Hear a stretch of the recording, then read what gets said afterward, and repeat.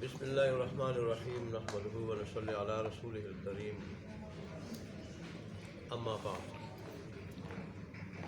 حضرت موسیٰ علیہ السلام اور حضرت خضر علیہ السلام کے واقعہ سے جو اسباق ہمیں ملتے ہیں، جو فوائد ہمیں ملتے ہیں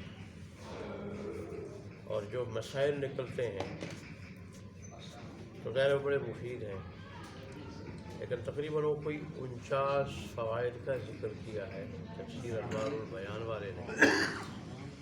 تو میں تو زبانی بھی بتا سکتا تھا، لیکن میں نے کہا کہ زبانی شاید بعض مسائل میری یادداشت سے یا احاطہ علمی سے رہ جائیں یا میرے حافظے سے رہ جائیں اور ہیں بڑے اہم، اس لیے میں نے کہا کہ اس تفسیر سے ہی میں پڑھ کر سناؤں، ہے بڑے اہم۔ اللہ تبارک و تعالیٰ مجھے صحیح بیان کرنے کی اور پھر ہم سب کو اسے فائدہ اٹھانے کی اور عمل کرنے کی توفیق عطا۔ تو پہلا فائدہ یہ لکھتے ہیں، حضرت موسیٰ علیہ السلام نے جو سائل کے جواب میں یوں فرما دیا کہ مجھ سے بڑھ کر کوئی عالم نہیں، اور اس اعتبار سے ان کا فرمانا صحیح بھی تھا کہ وہ صاحب شریعت تھے، ایک بہت بڑی قوم کے نبی تھے، ان پہ تورات شریف نازل ہوئی تھی، لیکن الفاظ میں چونکہ ایک قسم کا دعویٰ ہے، اس لیے اللہ تعالیٰ نے عتاب فرمایا۔ اس سے معلوم ہوا کہ کوئی شخص کتنا ہی بڑا عالم ہو اور حالات ظاہرہ کے اعتبار سے اس سے زیادہ کوئی دوسرا جاننے والا نہ ہو، تب بھی اسے یہ نہ کہنا چاہیے کہ میں سب سے بڑا عالم ہوں۔ اس میں ایک تو دعویٰ ہے جو کاملین کی شان کے خلاف ہے، دوسرے ہو سکتا ہے کہ اور شخص بھی اتنا بڑا یا اس سے بڑا عالم ہو جس کی اسے خبر نہ ہو، خواہ اس کے اپنے علوم کے علاوہ دوسرے ہی علوم کا ماہر ہو۔ ایک بات یہ۔ دوسرا فائدہ، حضرت موسیٰ علیہ السلام اپنے نوجوان یعنی حضرت یوشع بن نون کو ساتھ لے کر چلے جو ان کے خادم تھے۔ اس سے معلوم ہوا کہ کسی اپنے چھوٹے کو خدمت کے لیے ساتھ لینا سفر میں اور کوئی خدمت سپر کر دینا درست ہے، یوں بھی تنہا سفر کرنے کی ممانعت آئی ہے۔ ہاں، حضرت سرور عالم صلی اللہ علیہ وسلم کے خادموں میں حضرت انس رضی اللہ عنہ مشہور ہے، جنہوں نے 10 سال آپ صلی اللہ علیہ وسلم کی خدمت کی۔ تیسرا، معلوم ہوا کہ طلب علم کے لیے سفر کرنا چاہیے، اور یہ کہ معلم کو اپنے پاس بلانے کی فکر نہ کرے بلکہ اس کے پاس خود جائے، یہ علم کا ادب ہے۔ امام بخاری رحمۃ اللہ علیہ نے کتاب العلم میں باب الخروج فی طلب العلم کے ذیل میں حضرت موسیٰ اور حضرت خضر علیہ السلام کا واقعہ لکھا ہے، اور لکھا ہے کہ جابر بن عبداللہ اور حضرت عبداللہ بن انیس رضی اللہ عنہ جو صحابی رسول ہیں، ان کے پاس ایک حدیث لینے کے لیے 1 ماہ کا سفر کرتے گئے۔ کون؟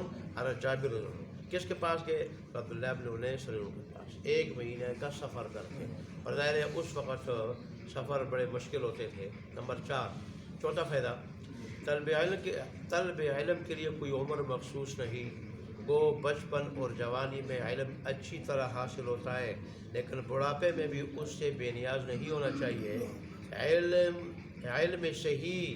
علم صحیح جہاں ملے جب ملے اور جس سے ملے حاصل کرنا چاہیے۔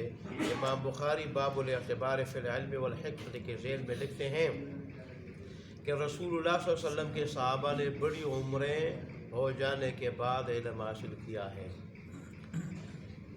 آج میں موبائل میں دیکھ رہا تھا کہ ایک آدمی 78 سال کی عمر میں درس نظامی کا کورس مکمل کر چکا ہے اور 2 بیٹے عالم ہیں، تو اس سے بھی پتہ چلا کہ تحصیل علم کے لیے کوئی عمر خاص نہیں ہے۔ اچھا جی، اگر کسی کو کسی بھی اعتبار سے کوئی فضیلت حاصل ہو اور اسے اپنے سے کم فضیلت والے کے پاس کوئی علم کی بات ملتی ہو تو اس میں عار نہ ہونی چاہیے، جیسا کہ موسیٰ علیہ السلام حضرت خضر علیہ السلام کے پاس اس علم حاصل کرنے کے لیے تشریف لے گئے جو ان کے اپنے علم کے علاوہ تھا۔ 6، طلب علم کے لیے سفر کرنے میں سستی اور کوتاہی اختیار نہ کی جائے، جتنا بھی بڑا سفر ہو برداشت کیا جائے اور اس پہ جو تکلیف پہنچے اسے برداشت کیا جائے۔ آیت کریمہ میں جو لفظ او امز یا حقبہ فرمایا ہے اس کے بارے میں صاحب روح المعانی نے حضرت ابن عمر اور حضرت ابو ہریرہ رضی اللہ تعالیٰ عنہما سے نقل کیا ہے کہ یہ لفظ 80 سال کی مدت کے لیے بولا جاتا ہے، اور حضرت حسن سے نقل ہے کہ یہ لفظ 70 سال کی مدت کے لیے آتا ہے، اور فرا نے کہا ہے کہ یہ قریش کی لغت میں 1 سال کے لیے استعمال ہوتا ہے، اور حضرت ابن عباس سے مروی ہے کہ مطلق دہر یعنی زمانے کے لیے استعمال ہوتا ہے۔ یہ سب اقوال تو صاحب روح المعانی نے نقل کر دیے، لیکن ترجمہ یوں لکھا ہے ہم نے کہ یہاں تک کہ ایک زمانے دراز گزر جائے میں سفر کرتا رہوں گا۔ بیچ میں عربی کی عبارت ہوتی ہے تو غیر اس میں اردو کا کہہ دیتا ہوں۔ 7 صحیح مسلم میں ہے کہ حضرت موسیٰ علیہ السلام نے ایک شخص کے سوال کے جواب میں یوں فرما دیا کہ میں اپنے سے زیادہ بڑھ کر کسی کو عالم نہیں جانتا، تو اللہ تعالیٰ کی طرف سے اشارہ ہوا۔ کیا اشارہ ہوا؟ کہ ہاں ہمارا بندہ خضر تم سے زیادہ جاننے والا ہے۔ اس سے معلوم ہوا کہ حضرت خضر کا نام موسیٰ علیہ السلام کو پہلے ہی بتا دیا گیا تھا۔ لفظ خضر کا معنی ہے سرسبز۔ لفظ خضر کا معنی کیا ہے؟ سرسبز۔ ان کا یہ نام کیوں مشہور ہوا؟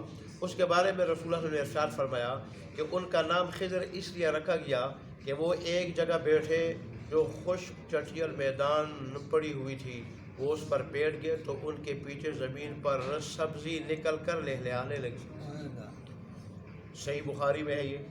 اللہ تعالیٰ شان نے فرمایا تھا کہ ہمارا یہ بندہ مجمع البحرین میں ملے گا۔ مفسرین نے لکھا ہے کہ اسے بحر فارس اور بحر روم کے ملنے کی جگہ مراد ہے۔ نمبر 10 جس جگہ حضرت خضر علیہ السلام سے ملاقات ہوئی اس کے لیے کسی نشانی کی ضرورت تھی۔ جب موسیٰ علیہ السلام نے اللہ تعالیٰ سے نشانی کا سوال کیا تو ارشاد فرمایا ایک مچھلی لے لو، جس جگہ وہ مچھلی گم ہو جائے اور تمہیں چھوڑ کر چلی جائے وہ صاحب تمہیں وہی ملیں گے۔ صحیح مسلم میں ہے کہ یہ مچھلی انہوں نے بطور ذات راہ کے لی تھی، وہ بے جان تھی، اس پر نمک لگایا ہوا تھا۔ مچھلی ساتھ لینے سے معلوم ہوا کہ سفر میں توشہ ساتھ لے جانا توکل کے خلاف نہیں۔ حضرت موسیٰ علیہ السلام اپنے خادم حضرت یوشع کے ساتھ چلتے رہے اور تھکن محسوس نہیں کی۔ پھر جب اس جگہ سے آگے بڑھ گئے جہاں تک پہنچنا مقصود تھا تو تھکن محسوس کی۔ طبی طور پہ اللہ تعالیٰ نے انسان میں یہ بات رکھی ہے کہ مقصد کے پہنچنے تک اس میں ہمت اور حوصلہ رہتا ہے اور تھکن محسوس نہیں کرتا۔ جب مقصد کو پہنچ جاتا ہے تو تھکن کے آثار نمودار ہو جاتے ہیں۔ حضرت موسیٰ اپنے خیال میں مقصد تک نہیں پہنچے تھے، لیکن حقیقت میں جائے مقصود پر پہنچ کر آگے بڑھ گئے تھے، اس لیے طبی طور پر ہمت جواب دینے لگی اور تھکن محسوس ہوئی۔ 11 چونکہ سفر کی مزید تکلیف اٹھانا مقدر تھا، اس لیے حضرت یوشع بن نون یہ دیکھنے کے باوجود کہ مچھلی پانی میں چلی گئی حضرت موسیٰ کو بتانا بھول گئے۔ شیطان تو پیچھے لگا ہی رہتا ہے، اس نے انہیں بلا دیا۔ مقصد سے آگے بڑھ کر جو زائد سفر تھا اس کو قطع کرنا، پھر وہاں سے واپس ہونے کی تکلیف اٹھانا تقدیر میں تھا، لیکن اس میں اجر و ثواب بھی مل گیا۔ مخلص نیک نیت مومن کا نقصان نہیں ہوتا۔ مومن بندوں کو نعمت اور آرام میں بھی نفع ہے اور دکھ اور تکلیف میں بھی فائدہ ہے۔ اللہ کی رضا کا خواہاں ہو، ثواب کی نیت رکھتا ہو۔ جب حضرت یوشع بن نون نے بتایا کہ دریا میں چلے جانے والی بات بتانا بھول گیا تو حضرت موسیٰ علیہ السلام نے ان کو ملامت نہیں کی کہ دیکھو تمہاری وجہ سے ہمیں تکلیف پہنچی، چونکہ بھول ہو گئی تھی اس لیے درگزر فرمایا۔ اس میں بھی ہمارے لیے سبق ہے۔ جب واپس ہو کر پھر اسی جگہ آئے جہاں مچھلی دریا میں چلی گئی تھی تو ایک صاحب کو دیکھا کہ وہ چادر اوڑھے ہوئے لیٹے ہیں، یہ حضرت خضر تھے۔ حضرت موسیٰ علیہ السلام کیا، اس سے معلوم ہوا کہ جب کسی مومن بندہ سے ملاقات ہو اور اپنی طرف اس کو متوجہ کرنا ہو تو پہلے سلام کرے۔ حدیث میں ہے کہ السلام قبل الکلام، کہ سلام گفتگو سے پہلے ہوگا۔ 13 جب خضر علیہ السلام سے تعارف ہو گیا تو موسیٰ علیہ السلام نے اپنا مطلب ظاہر کیا کہ میں آپ کے ساتھ رہنا چاہتا ہوں تاکہ مجھے ان علوم کا کچھ حصہ معلوم ہو جائے جو آپ کو عطا کیے گئے ہیں۔ اس سے معلوم ہوا کہ جس سے جتنا علم ملے لے لینا چاہیے، ضروری نہیں کہ کسی شیخ کے سارے ہی علم کو سمیٹ لے۔ حضرت موسیٰ علم شریعت کے ماہر تھے، علم اسرار کے جاننے کے لیے سفر کیا اور اس کے سیکھنے کی خواہش ظاہر کی معلوم ہوا کہ علم اسرار بھی لائق توجہ ہے، اگرچہ مدار نجات علم شرائع ہی ہے۔ اس سے یہ بھی معلوم ہوا کہ جب استاد سے علم حاصل کرنے کی درخواست کرے تو اس میں ادب کا لحاظ رہے اور اس انداز میں بات کرے کہ شیخ کو یہ محسوس نہ ہو کہ یہ مجھ پر کوئی زبردستی کر رہا ہے۔ حضرت موسیٰ علیہ السلام نے حل اتبعک کا فرمایا، کیا میں تمہارے ساتھ رہ سکتا ہوں؟ اور یوں نہیں فرمایا کہ مجھے سکھا دیجئے اور میں بہت دور سے چل کر آیا ہوں، آپ کو میری طرف متوجہ ہونا ہی پڑے گا۔ شیخ کو چاہیے کہ وہ آنے والے کو پہلے یہ بتا دے کہ ممکن ہے ہمارا تمہارا نبھا نہ ہو سکے، ہمارا طریق اور ہمارا مزاج یہ ہے، اس کی موافقت کر سکو گے یا نہیں۔ اس پر اگر طالب علم شیخ کے ماحول اور مزاج کے مطابق چلنے کا وعدہ کرے جو شرط درست ہو تو ساتھ رکھ لے، اور شاگرد جب وعدہ کرے کہ میں آپ کے مزاج اور مرضی کے مطابق رہوں گا تو خود اعتمادی نہ کرے بلکہ خدا اعتمادی کرے۔ وعدہ کرنے کے باوجود بھی خود اعتمادی نہ کرے بلکہ خدا اعتمادی کرے، یعنی اللہ تعالیٰ پر بھروسہ کرے اور انشاءاللہ بھی ساتھ لگا دے، جیسا کہ موسیٰ علیہ السلام نے کیا۔ شیخ شریعت یا صاحب طریقت یہ آداب دونوں کے لیے ہیں، استاد اور شیخ دونوں کے لیے ہیں۔ شیخ کو اختیار ہے کہ طالب علم سے کوئی شرط لگا لے، اور جب طالب علم شرط کے مطابق چلنے کا اقرار کرے تو اسے پوری کرے۔ ہاں اگر بھول جائے تو دوسری بات ہے،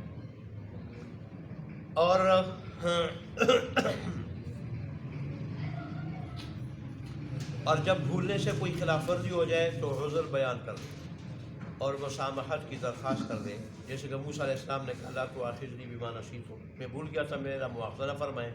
16 اتباع شیخ کا وعدہ کرنے کے باوجود اگر کوئی ایسی چیز دیکھے جو اپنے نزدیک بالکل ہی شریعت کے خلاف ہے تو شیخ کو متنبہ کر دے۔ موسیٰ علیہ السلام پہلی بار تو بھول گئے تھے اور دوسری بار قصداً و عمداً جانتے ہوئے لڑکے کے قتل پر اعتراض کر دیا۔ حضرت موسیٰ علیہ السلام کے طرز عمل سے یہ بھی معلوم ہوا کہ وہی شروط اور عہود یعنی عہد قابل ایفا ہیں، پورے کرنے کے قابل ہیں، جن کے پورا کرنے سے شریعت کی کوئی خلاف ورزی نہ ہوتی ہو۔ خاموشی کا وعدہ کرنے کے باوجود دینی حمیت نے انہیں خاموش نہ رہنے دیا۔ حافظ ابن حجر رحمۃ اللہ علیہ لکھتے ہیں کہ گویا کہ انہوں نے ان کے ساتھ چلنے اور دیگر امور میں صبر کرنے کا وعدہ کیا تھا۔ یہ وعدہ تھا ہی نہیں کہ جو چیز ظاہری طور پر شریعت کے خلاف ہوگی اس کے بارے میں نہ بولوں گا۔ اچھا جی، ہاں بات کہنے میں جلدی نہ کرے جب تک اس کے خلاف شرع ہونا خوب واضح نہ ہو جائے، اس وقت تک سکوت کرنا چاہیے۔ طالب علم سے غلطی ہو جائے تو شیخ تنبیہ کرے، پھر غلطی ہو جائے تو پھر تنبیہ کر دے، اور تنبیہ میں طالب علم کی کوتاہی کے بقدر الفاظ تنبیہ اختیار کرے۔ حضرت خضر علیہ السلام نے پہلی بار الم اقل فرمایا اور دوسری بار الم اقل لک فرمایا، خطاب کا صیغہ لگا دیا ساتھ، جس میں اس بات پر تنبیہ ہے کہ میں نے جو آپ سے پہلے کہا تھا کہ میرے ساتھ رہ کر صبر نہیں کر سکتے وہ آپ ہی سے کہا تھا اور کسی سے تو نہیں کہا، پھر اس کا بیان کیوں نہیں کیا؟ دوسری مرتبہ الفاظ اور سخت ہو گئے۔ حضرت موسیٰ علیہ السلام نے جو یوں فرمایا کہ اگر آپ سے میں کوئی بات دریافت کروں تو مجھے ساتھ نہ رکھیے، اس سے معلوم ہوا کہ جب ساتھ رہنے کی صورت بنتی نظر نہ آئے تو خوبصورتی سے جدا ہونے کی صورت نکال لے، لیکن یوں نہ کہے کہ میں چاہتا ہوں، بلکہ شیخ کو اختیار دے دے کہ آپ چاہیں تو مجھے ساتھ نہ رکھیں، اور طبیعتوں کا میل نہ ملنے میں اگر اپنا قصور ہو تو طالب علم صاف اقرار کرے اور اپنے اوپر لے لے، شیخ پر بات نہ رکھے، جیسے کہ موسیٰ علیہ السلام نے فرمایا قد بلغت من لدنی عذرا، کہ میری طرف سے آپ عذر کو پہنچ چکے ہیں۔ اچھا جی، اگر شیخ کسی طالب علم کو اپنے سے جدا کرنے لگے اور اسے معلوم ہو کہ طالب علم کو میرے فلاں اعمال پر اعتراض ہے، یہ عام ہم کے لیے بھی تعلیم ہے، ہمارے لیے بھی تعلیم ہے، ٹھیک، استاد اور شاگرد بھی ہو سکتا ہے، کوئی بھی ہو۔ اگر شیخ کسی طالب علم کو اپنے سے جدا کرنے لگے اور اسے معلوم ہو کہ طالب علم کو میرے فلاں اعمال پر اعتراض ہے اور حقیقت میں وہ قابل اعتراض نہیں، تو طالب علم کو حقیقت حال بتا دے اور واقعی صورتحال سمجھا دے، تاکہ طالب علم اس غلط فہمی میں ہوتے ہوئے جدا نہ ہو کہ شیخ کے اعمال اچھے نہ تھے۔ اگر ایسا ہوگا تو ممکن ہے وہ دوسری جگہ بھی ان باتوں کا چرچا کرے اور خود بھی غیبت میں مبتلا ہو اور دوسروں کی نظروں میں بھی شیخ کا وقار گرے اور ان کی طرف طالبین کے رجوع ہونے میں بلا وجہ کمی آئے۔ یہ حکم عام آدمی کی طرح کے لیے بھی ہے کہ اگر دیکھیں کسی آدمی کو میری طرف سے کوئی غلط فہمی ہو رہی ہے تو اس کو کیا کر دیں؟ دور کر دیں۔ حضرت خضر کے طریقہ کار سے یہ بھی معلوم ہوا کہ خواہ مخواہ اپنے کو متعول بنانا کوئی دینداری اور سمجھداری نہیں ہے۔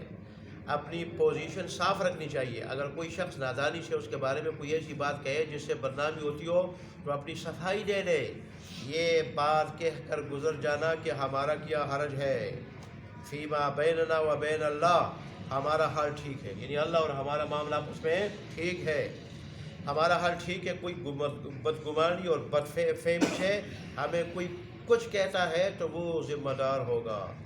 عامت المسلمین کی خیر خواہی کے خلاف ہے، عامت المسلمین کی خیر خواہی کے یہ خلاف ہے، یہ سمجھنا، صفائی دینی چاہیے۔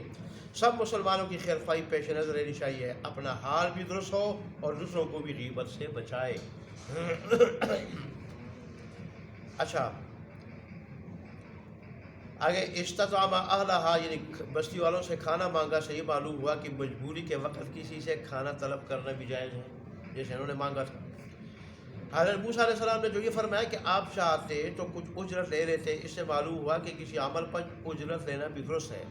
حضرت خضر علیہ السلام نے جو بستی والوں کی دیوار کھڑی کر دی، حالانکہ انہوں نے کھانے تک کو نہ پوچھا اور نہ سوال کرنے پر کچھ دیا، اس میں جہاں 2 یتیم بچوں کے خزانے کی حفاظت پیش نظر تھی وہاں اخلاق عالیہ کا اختیار کرنا بھی تھا۔ صحیح مسلم میں ہے کہ وہ کمینے لوگ تھے، کمینوں کے ساتھ بھی اچھا معاملہ کرنا اہل خیر کا طریقہ ہے۔ اچھا جی، ترکی بترکی جواب نہ ہو۔ یہ بھی معلوم ہوا کہ کشتی میں اجرت پر مسافروں کو ادھر سے ادھر لے جانا جائز ہے، اور یہ بھی معلوم ہوا کہ اگر کوئی شخص مسکین ہو اور اس کے پاس کسب کا کوئی آلہ ہو یا کوئی بھی چیز ہو جو اس کی ضروریات کے لیے کافی نہ ہو تو وہ مسکنت سے نہیں نکلتا، یعنی اسے مسکین ہی کہا جائے گا، مسکین ہی مانا جائے گا۔ معلوم ہوا کہ کسی کا مال غصب کرنا حرام ہے، اور جس کسی ظالم سے خطرہ ہو کہ وہ غریب آدمی کا مال چھین لے گا تو اس کے شر کو دفع کرنے کے لیے تدبیر کرنا ثواب کا کام ہے۔ یہ بھی معلوم ہوا کہ نیک آدمی کی اولاد کے ساتھ حسن سلوک کرنے کا خیال رکھنا چاہیے۔ اسی وجہ سے حضرات مشائخ اپنے مشائخ کی اولاد کے ساتھ اچھا سلوک کرنے کے لیے فکر مند رہتے ہیں، اگرچہ اولاد کے وہ احوال نہیں ہوتے جو ان کے آباء و اجداد کے تھے۔ حضرت خضر نے جو 3 کام کیے ان میں لڑکے کو قتل کر دینا سب سے زیادہ سنگین تھا، اس لیے حضرت موسیٰ علیہ السلام اس سے بہت زیادہ متاثر ہوئے، اور جب ان کے اعتراض کرنے پر حضرت خضر نے تنبیہ فرمائی تو سمجھ لیا کہ ہمارا ان کے ساتھ ہونا مشکل ہے، اور صاف کہہ دیا کہ اگر آپ سے آئندہ کچھ پوچھوں تو مجھے ساتھ نہ رکھنا۔ یہاں یہ اشکال پیدا ہوتا ہے کہ حضرت خضر نے جو لڑکے کو قتل کیا، شرعاً اس کے قتل کا کیا جواز تھا؟ یہ بات کہ اس لڑکے سے خوف تھا کہ بڑا ہو کر اپنے ماں باپ کو کفر پر لگا دے گا، کیا یہ دلیل شرعی ہے جس کی وجہ سے قتل جائز ہو؟ اس کا جواب یہ ہے کہ یہ سوال ہماری شریعت کو سامنے رکھ کر وارد ہوتا ہے، ہو سکتا ہے کہ ان کی شریعت میں جائز ہو، پھر جب انہوں نے آخر میں تصریح فرما دی کہ یہ جو کچھ میں نے کیا ہے اپنی رائے سے نہیں بلکہ اللہ تعالیٰ کے فرمان سے ہے، تو اشکال ختم ہو گئے، کیونکہ اللہ تبارک اللہ کو اختیار ہے اپنے مخلوق میں جو بھی تصرف کرے۔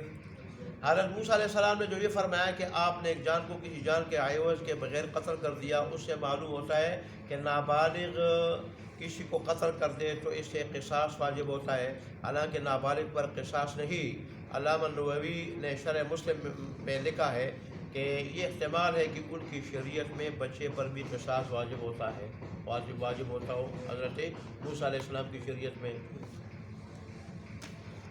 یا وہ خضر علیہ السلام کی شریعت میں۔ حضرت خضر نے جس لڑکے کو قتل کیا تھا اس کے بدلے اللہ تعالیٰ نے اس کے والدین کو کیا عطا فرمایا، اس کے بارے میں بخاری رحمۃ اللہ علیہ نے بعض علماء سے نقل کیا ہے کہ انہیں ایک لڑکی دے دی گئی۔ یہ حضرت ابن جریج کا فرمان ہے، جیسا کہ فتح الباری میں ہے۔